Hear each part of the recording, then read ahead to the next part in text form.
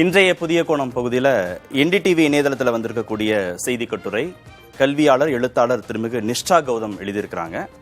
கட்டுரையின் சாராசம் அடிப்படையில் 2024 தேர்தல் மோடி செய்த 10 தவறுகள் அப்படின்னு இந்த கட்டுரைக்கு தலைப்பிட்டிருக்கிறாங்க. வாதிப்பதற்காக பத்திரிகையாளர் திரு ஷபீர் அகமது அரங்கத்திற்கு வந்திருக்கிறார். வணக்கம். எலெக்ஷன் ரிசல்ட் வந்த பிறகு நிறைய செய்தி கட்டுரைகள் ஊடகங்களில் வந்திருக்கு. அந்த அடிப்படையில் ஒரு செய்தி கட்டுரை 2024 தேர்தலில் மோடி செய்த 10 தவறுகள் அப்படின்னு குறிப்பிட்டிருக்கிறாங்க. கட்டுரையை எங்கே தொடங்குறாங்கன்னா, பிலாசபர் டேவிட் ஹியூமோட வார்த்தைகள்லேருந்து கட்டுரையாளர் தொடங்குறாரு. அகங்காரம் ஏறும்போது தவறுகள் நேர்வது சகஜம் அப்படின்னு தொடங்குறார். முதல் பாயிண்டாக என்ன சொல்கிறாருன்னா, வாக்காளர்களை ரொம்ப குறைத்து மதிப்பிடாதீர்கள் அப்படின்னு சொல்கிறாங்க. என்ன துணி இது? என்ன குறைச்சி மதிப்பிட்டாங்க? கடந்த 10 ஆண்டு காலமாக இந்தியாவில் நடந்திருக்கக்கூடிய ஆட்சி அப்படின்னு பார்த்தீங்கன்னா, ஒரு தனி நபரை முன்னிறுத்தி ஒரு தனி நபர் ஒரு லார்ஜர் தென் லைஃப் இமேஜ் அவருக்கு கொடுத்து, அவர் எந்த நடவடிக்கை எடுத்தாலும் அது தேசத்துக்காக அவர் எடுக்கிறார், அதை யாரும் கேள்வி கேட்காதீங்க.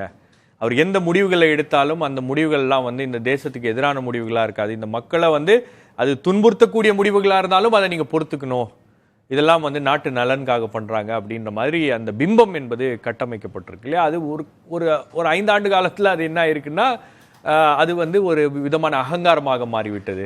ஒரு 10 ஆண்டுகள் அவரை நோக்கி யாருமே கேள்வி எழுப்பாத ஒரு சூழல், அவரை நோக்கி யாருமே கேள்வி கேட்கறதுக்கு எதிர்கட்சிகளே இல்லாத ஒரு சூழல் அப்படின்னு போகும்போது, taking the voter for granted அப்படின்வாங்க, taking the public for granted. நீங்கள் நாம் எது பண்ணாலும் இந்த மக்கள்லாம் நம்மளை விட்டால் வேற யார் இருக்கா இவங்களுக்கு, மறுபடியும் எங்கே தானே வரணும், மறுபடியும் எங்களுக்கு தானே வாக்களிப்பாங்கன்ற அந்த அகங்காரத்துக்கு ஒரு மிகப்பெரிய அடி விழுந்திருக்கிறது. The arrogance has been defeated in this election அப்படின்னு பொதுவாக எல்லாரும் சொல்கிறாங்க.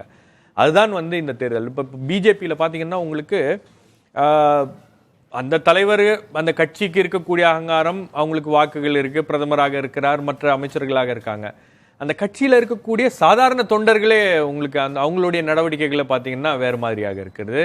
அந்த கட்சியுடைய மாநில தலைவர்களுடைய நடவடிக்கைகள் பார்த்தீங்கன்னா அது அதை விட கூடுதலாக இருக்கிறது. ஒரு அகங்காரத்தின் உச்சத்துக்கே அவங்க போயிட்டாங்க. ஸோ இந்த மாதிரியான விஷயங்கள்லாம் மக்கள் பார்த்துட்டு இருக்காங்க. காங்கிரஸ் தகுந்த நேரத்தில் அதற்கு ஒரு பதிலடி கொடுப்பாங்க அப்படின்றது தான் இந்த முடிவுகள் அப்படின்றது. காங்கிரஸ் கட்சி ஒரு காலத்தில் அப்படி நினைச்சது. தங்களை விட்டு வாக்காளர்கள் ஒருபோதும் போக மாட்டார்கள், நம்ம கைக்குள்ள தான் இருக்கிறாங்க, நம்ம சிறைபிடித்து தான் வச்சிருக்கிறோம்லாம் நினைச்சாங்க. ஆனால் அவர்களுக்கும் வாக்காளர்கள் பாடம் கற்பித்து கொடுத்தார்கள். அதே மாதிரி இந்த முறை பாஜகவுக்கு வாக்காளர்கள் பாடம் எடுத்து. கண்டிப்பா இது இது இது ஒரு கட்சிக்கு மட்டும் இல்லை, எல்லா கட்சிகளுக்கும் பொருந்தும். நீங்க if you take public for granted அப்படின்னா, மக்களை நீங்க ரொம்ப சாதாரணமா எடை போட்டீங்கன்னா, மக்களை எளிதாக நீங்க கருதி விட்டீங்கன்னா, அவர்கள் எப்போ வாய்ப்பு கிடைக்கிறதோ அப்போ அதற்கான பதிலை சொல்லுவாங்க. மேபி நீங்க அரசாங்கத்தில் இருக்கும்போது அவங்க பேசாம இருக்கலாம், நீங்க செய்யறதுக்கெல்லாம் அவங்க பார்த்துக்கிட்டு அமைதியா இருக்கலாம். பட் அந்த அமைதி அப்படின்றது மக்கள் எங்களுக்கு ஒப்புதல் கொடுத்துருக்காங்க அப்படின்றது அர்த்தம் கிடையாது. இல்லை, சைலன்ஸ் இஸ் நாட் கன்சென்ட்.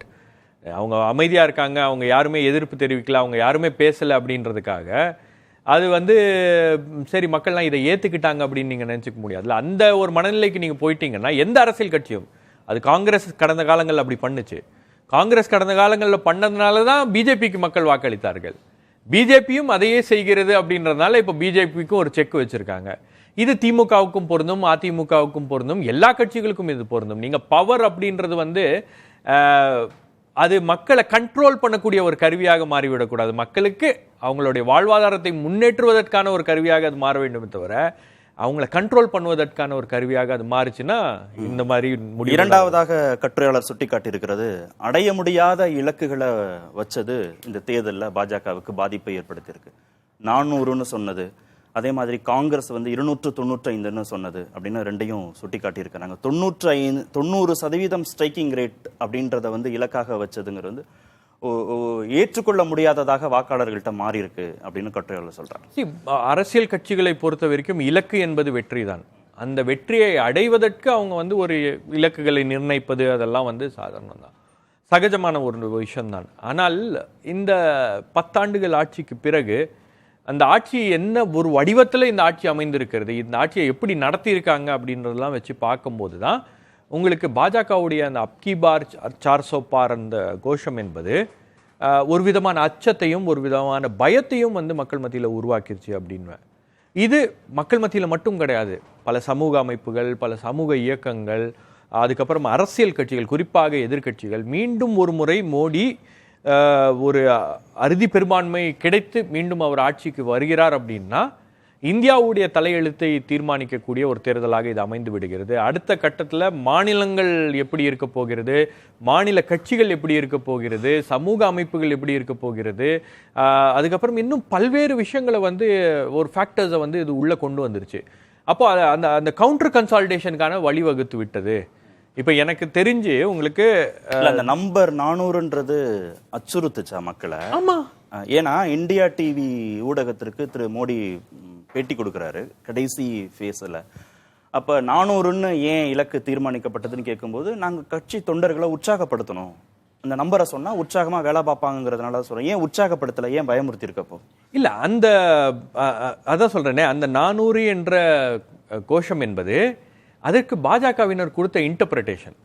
எங்களுக்கு 370 தொகுதிகள் ஏன் வேண்டும், எங்களுக்கு 400 தொகுதிகள் ஏன் வேண்டும் என்றால், நாங்கள் இந்தியாவுடைய அரசியலமைப்பு சட்டத்தை மாற்றுவோம், அதை மாற்ற வேண்டும்னு ஒன்றுக்கு மேற்பட்ட நபர்கள் பேசும்போது அது கவுண்டர் கேம்பெயினா மாறிடுச்சு. முக்கியமான முடிவுகள் எடுக்கணும்னா 400 வேணும். முக்கியமான முடிவுகள் இல்ல, உங்களுக்கு இந்த அரசியலமைப்பு சட்டத்தை நாங்கள் மாற்ற வேண்டும் என்றால் எங்களுக்கு 400 வேணும் அப்படின்னு கேட்டதுனால அதை காங்கிரஸ் என்ன பண்ணாங்கன்னா, இவங்க வந்து ரிசர்வேஷனை ரத்து பண்ண போறாங்க, அரசியலமைப்பு சட்டத்தை மாற்ற போறாங்க அப்படின்னு ஒன்னே தான் அது கவுண்டர் கன்சாலிடேஷனுக்கு வழிவகுத்துருச்சு.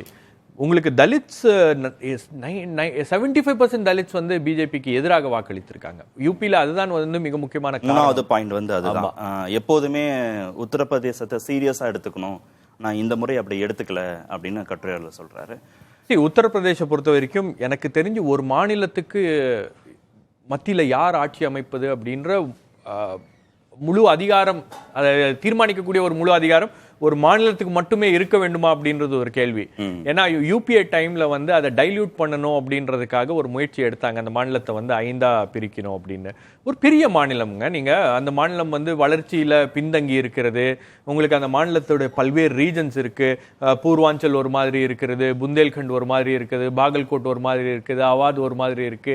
அங்க இருக்கக்கூடிய சிட்டிஸ் வேணும்னா வளர்ந்துருக்கலாம், பட் கிராமந்தோறும் அந்த வளர்ச்சி அப்படின்றது ஈவனா இல்லை.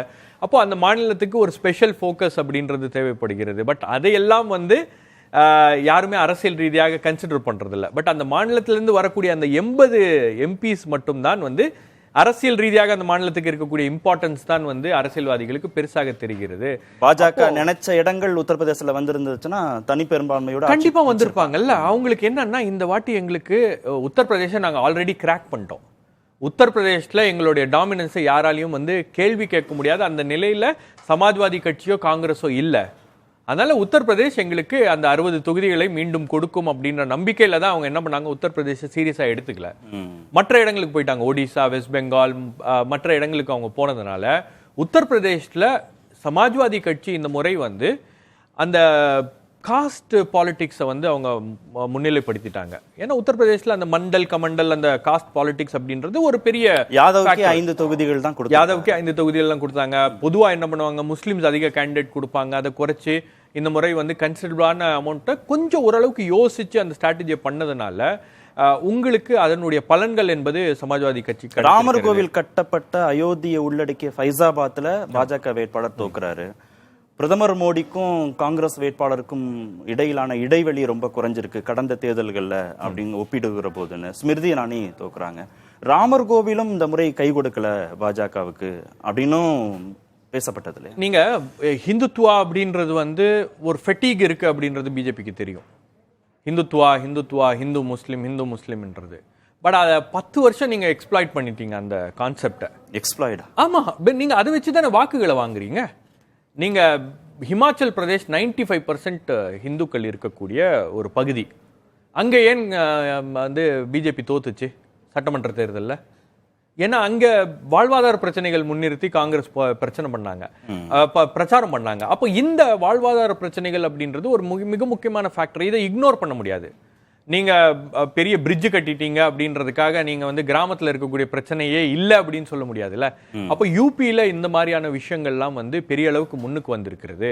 உங்களுக்கு ஒரு பக்கம் வந்து தலித் சமூகத்தினர் மத்தியில நடந்த கன்சாலிடேஷன், இஸ்லாமியர்கள் மத்தியில மாயாவதியே நடந்த நம்பாம consolidation, ஆமா. இந்தியா கூட்டணிக்கு வந்து இஸ்லாமியர்கள் மத்தியில நடந்திருக்கக்கூடிய கன்சால்டேஷன்லாம் வந்து ஒரு மிகப்பெரிய ஃபேக்டர்ஸாக மாறி இருக்கிறது. ரெண்டாவது யூபியை வந்து அவங்க குறைச்சி மதிப்பிட்டாங்க. யூபியை ஆல்ரெடி நம்ம கிராக் பண்ணிட்டோம், யூபி நமக்கு தான் ஓட்டு போடும், அங்க ராமர் கோயிலை நாங்க கட்டினதுனால அந்த என்டையர் ஸ்டேட் வந்து நமக்கு ஆதரவாக வாக்களிக்கும் அப்படின்னு நினைத்தது ஒரு மிகப்பெரிய தவறாக பார்க்க. நான்காவதாக ஆளுமை சார்ந்த அரசியலிருந்து வெளியே வரணும், ஆளுமை சார்ந்த அரசியலையே தொடர்ந்து முன்வைப்பது பெரிய தவறு அப்படின்னு கட்டுரையாளர் சுட்டி காட்டுறாரு. அப்படின்ற அந்த ஒற்றை ஆளுமை போதும்னு நம்பினது பாஜகவுக்கு இந்த முறை கை கொடுக்கலையா? இல்ல, கடந்த காலங்கள்ல ஆளுமை சார்ந்த அரசியல் அப்படின்றது அது இந்திரா காந்தியாக இருந்தாலும் சரி அல்லது வேறு யாராக இருந்தாலும் சரி ஒரு ஒரு கட்டத்து வரைக்கும் தான் அது வந்து எடுபடும்.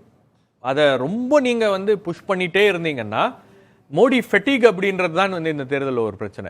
240 மோடி காரணம்னு பாஜக தரப்புல இல்ல, 240க்கு வந்து பல்வேறு காரணங்கள் இருக்கு. பாஜக அமைத்த கூட்டணி, உங்களுக்கு கர்நாடகா, அதுக்கப்புறம் வந்து பீகார், அதுக்கப்புறம் பல்வேறு ஆந்திரா, இது போன்ற பகுதிகளில் அவங்க வந்து கூட்டணி அமைத்ததற்கு ஒரு மிக முக்கியமான காரணம். ரெண்டாவது காரணம் வந்து மோடி ஃபேக்டர் இருந்தா கூட, ஆனா அந்த மோடி ஃபேக்டர் பல இடங்கள்ல பிரச்சனையாக மாறி இருக்கிறது. குறிப்பாக யூபி, அதுக்கப்புறம் வெஸ்ட் பெங்கால், அதுக்கப்புறம் தமிழ்நாடு, இந்த மற்ற மாநிலங்கள்ல அந்த மோடி ஃபேக்டர் வந்து எதிராக ஒர்க் அவுட் ஆயிருக்கு. உங்களுக்கு கர்நாடகா தேர்தலையே மோடியுடைய பிம்பத்தை முன்வைத்து தான், மோடியோடைய ஃபேக்டரை முன் வச்சு தான் அந்த தேர்தலில் அவங்க சந்திச்சாங்க. அந்த தேர்தலில் ஒரு வரலாறு காணாத வெற்றி காங்கிரஸுக்கு கிடைத்தது. பிஜேபி எதிர்பார்க்கல சட்டமன்ற தேர்தலில். அப்போ இந்த சட்டமன்ற தேர்தலையே அந்த மோடி ஃபேக்டர் ஒர்க் அவுட் ஆகல அப்படின்னு உடனே RSS வந்து ஆர்கனைசர் பத்திரிகையில ஒரு தலையங்கம் எழுதுறாங்க, Modi factor alone is not enough for 2024. பல்வேறு பிரச்சனைகள் இருக்கிறது, வாழ்வாதார பிரச்சனைகள் இருக்குது, விலைவாசி உயர்வு, வேலைவாய்ப்பு, கேஸ் விலை பிரச்சனை, GST, இது போன்ற இந்த மக்கள் கிட்ட இருக்கக்கூடிய இந்த அதிருப்தியை களைவதற்கு பாஜக ஏதாவது பண்ணணும், அதை கவனம், அதை அவர்கள் செய்யவில்லை அப்படின்றதுதான் வந்து இந்த ஐந்தாவதாக கட்டுரையாளர் சுட்டி காட்டுறது நீங்க சொன்ன இப்பதான் வேலைவாய்ப்பு சார்ந்த பிரச்சனை, விலைவாசி உயர்வு, ரொம்ப முக்கியமா அந்த அக்னிவீர் திட்டம் வந்து கடும் பாதிப்பை பாஜகவுக்கு ஏற்படுத்தியிருக்கு. இதெல்லாம் தான் இந்த தேர்தலில் வந்து பாஜக கற்றுக்கொள்ள வேண்டிய முக்கியமான பாடங்களாக அவர் சொல்லியிருக்கிறாரு. கண்டிப்பா உங்களுக்கு மக்களுடைய வாழ்வாதார பிரச்சனைகள் வந்து வரும்போது, முன்னுக்கு வரும்போது 10 ஆண்டு காலம் நீங்க அரசியல்ல வந்து மக்கள் வந்து காலம் பூரா வந்து நம்மளை கண்மூடி அவங்க நமக்கு சப்போர்ட்டா இருப்பாங்க அப்படின்னு சொல்ல முடியாது. இது எல்லா கட்சிகளுக்கும் பொருந்தும், காங்கிரஸுக்கும் பொருந்தும், பாஜகவுக்கும் பொருந்தும், திமுகவுக்கும் பொருந்தும், அதிமுகவுக்கும் பொருந்தும். நீங்க இங்க பாஜக தமிழ்நாட்டில் உள்ள வந்துரும், பாஜக வந்து தமிழ்நாட்டில் கால் பதிச்சிரும் அப்படின்ற அந்த ஃபேக்டரை வச்சே வந்து நீங்க காலம் பூரா ஓட்ட முடியாது. நீங்க மக்கள்கிட்ட போகணும், மக்களுடைய பிரச்சனைகளை நீங்க தீர்க்க வேண்டும், மக்களுடைய பிரச்சனைகளை நீங்கள் வந்து அட்ரஸ் பண்ணணும். நீங்க வேங்க வயல்ல ஒரு இஷ்யூ நடந்திருக்கு அப்படின்னா அது நடக்காத மாதிரியே நீங்க வந்து ஆட்சியை நடத்த முடியாது. அது இல்லவே இல்லை, நாங்க வந்து விசாரணை போட்டோம் அப்படின்னு. அதுல ஏன் நடக்கவில்லை, அது அந்த விசாரணை சரியாக நடக்கிறதா இல்லையா அப்படின்றத பார்க்கணும். இங்க சாதிய பிரச்சனைகள் இருக்குன்னா அது இல்லாத மாதிரியே வந்து திராவிட மாடல்ல அது இல்லை அப்படின்லாம் நீங்க சொல்லிட்டு ரொம்ப நாள் அதை ஓட்டிட முடியாது. இதெல்லாம் வந்து சில இண்டிகேஷன்ஸ். இது ஒடிசாவுடைய தேர்தல் முடிவுகள் ஒரு பியூரோக்ராட் கையில வந்து நீங்க ஆட்சியை ஒப்படைச்சு அதிகாரிகள் நடத்தக்கூடிய ஒரு ஆட்சி வந்து நடந்துச்சுன்னா, அதுவும் ஒரு தனிநபர் ஒரு அதிகாரிக்கு மட்டும் அந்த இது நடந்திருக்கு அப்படின்னும் போது கிட்டத்தட்ட உங்களுக்கு அவர்கிட்ட எல்லா பவரும் இருக்கு, சீஃப் செக்ரட்டரி விட அவர் பவர்ஃபுல் அப்படின்ற நிலைக்கெல்லாம் வந்து போச்சுன்னா உங்களுக்கு மக்கள் அதெல்லாம் பார்க்கறாங்க. மேபி மக்கள் பேச மாட்டாங்க, பட் மக்கள் அதெல்லாம் பார்க்கறாங்க. அப்போ அதை பார்க்கும்போது அதற்கு எங்க பதில் கொடுக்கணுமோ அங்க கொடுப்பாங்க. அதை தான் வந்து இந்த தேர்தலும் நடந்திருக்கிறது. நீங்க ஏன்னா உங்களுக்கு இந்தியா ஷைனிங்ன்றீங்க, 2004 அதான் நடந்துச்சு. இந்தியா ஷைனிங் அப்படின்ற ஒரு கேம்பெயினை பிஜேபி பெருசா பண்ணாங்க, பல கோடி ரூபாய் செலவு பண்ணாங்க.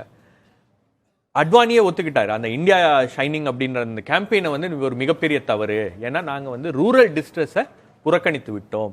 இன்னும் கிராமங்கள்ல வந்து மக்கள் அவங்களுடைய அன்றாட வாழ்க்கையை வந்து நடத்துவதற்காகவே அவதிப்பட்டு இருக்காங்க. கோவிட் ஒரு பெரிய ஃபேக்டர்.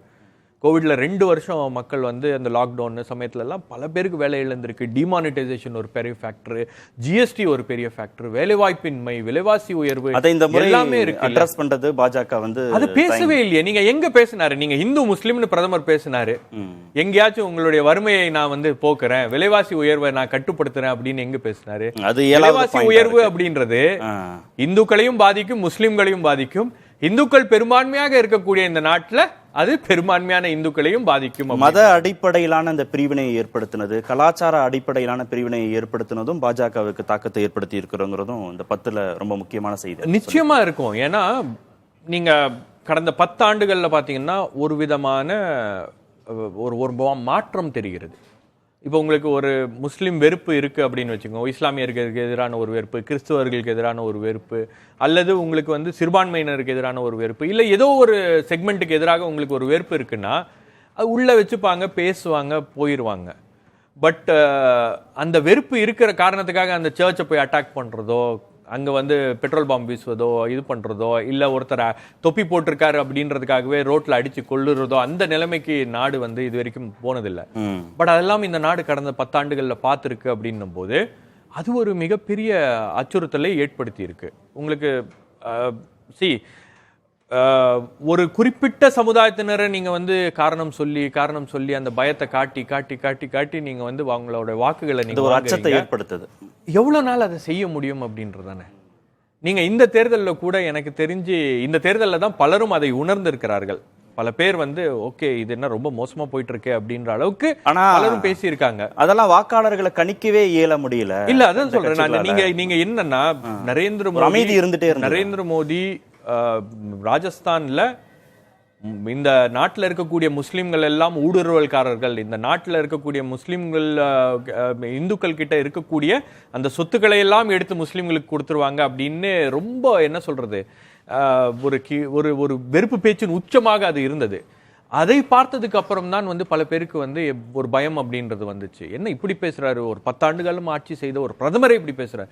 சாத்வி பிரக்யா டாக்கூர் இல்ல மாதவி லதா இல்ல மற்றவர்கள் அண்ணாமலை போன்றவர்கள்லாம் வந்து பேசினா கூட வந்து ஏதோ மோட்டர் மவுத் இவங்க எல்லாம் பேசுறாங்க அப்படின்னு சொல்லலாம்.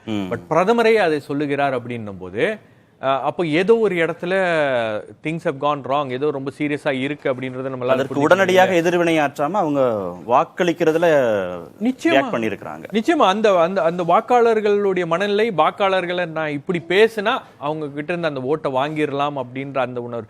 நீங்க ஃபியர் அப்படின்றது ஒரு ஃபேக்டருங்க. இங்க வந்து நீங்க முஸ்லிம்கள் அதிக அளவுல வளர்ந்துட்டாங்கன்னா உங்களுக்கு ஒரு பெரிய பிரச்சனை வந்துடும். இந்துக்கள் எல்லாம் வந்து கத்ரே மெஹ அப்படின்னு தான் பேசிட்டு இருந்தாங்க. பட் 10 ஆண்டுகள்ல அந்த மாதிரி ஒரு நிலைமை ஏற்படலை. இன்னும் வரக்கூடிய 5 ஆண்டுகள்ல அந்த மாதிரி ஒரு நிலைமை ஏற்பட போகிறதா அப்படின்ற கேள்வி தானாக வரும் இல்லையா. இந்த எலெக்ஷனை பொறுத்த வரைக்கும் உங்களுக்கு எந்த அளவுக்கு இந்த பிரெயின் வாஷிங் மெக்கானிசம், இந்த வாட்ஸ்அப் யூனிவர்சிட்டி இதெல்லாம் வச்சு அவங்க பண்ணாங்களோ அதற்கு ஈக்குவலா ஒரு கவுண்டர் இதுவும் நடந்திருக்கு. ஒரு அதாவது பிரெயின் வாஷ் பண்ணப்பட்ட ஆட்கள் எல்லாம் வந்து இதுதான் உண்மைன்னு சொல்லக்கூடிய ஒரு முயற்சியும் பண்ணியிருக்காங்க. இப்ப துருவ் ராட்டி போன்றவர்கள்லாம் அந்த வீடியோவை போட்டு ஒரு அவேர்னஸ் கிரியேட் பண்ணது. அது மட்டும் இல்லாம உங்களுக்கு சமூக ஊடகங்கள் மூலமாக அந்த இண்டிபெண்டன்ட் ஜேர்னலிஸ்ட் உடைய ரோல் பெருசா இருக்கு. நீங்க ரவிஷ்குமார், அஜித் அஞ்சும், புண்ணிய பிரசன் வாஜ்பாய், தீபக் சர்மா, சாக்ஷி ஜோஷி அப்படின்னு ஏகப்பட்ட செய்தியாளர்கள் பெருவாரியான மெயின் ஸ்ட்ரீம் மீடியா பேசாத விஷயங்களை பேசியிருக்காங்க. மெயின் ஸ்ட்ரீம் மீடியா சொல்லாத விஷயங்களை இங்க சொல்லியிருக்காங்க. அதையும் கட்டுரையாளர் சொல்றாரு. நிறைவு செய்வோம். பாஜக ஆதரவு நிலையில் இருக்கக்கூடிய இருந்த பத்திரிகையாளர்கள், ஊடகங்கள், சிந்தனைவாதிகள் எல்லோரும் மறுபரிசீலனை செஞ்சுக்கணும் தங்களுடைய எண்ண ஓட்டங்களை அப்படிங்கிறதையும் ஒரு கட்டுரையாளர் சொல்றாரு. நிறைவு செய்வோம். நன்றி நிகழ்ச்சியில் பங்கேற்றதற்கு.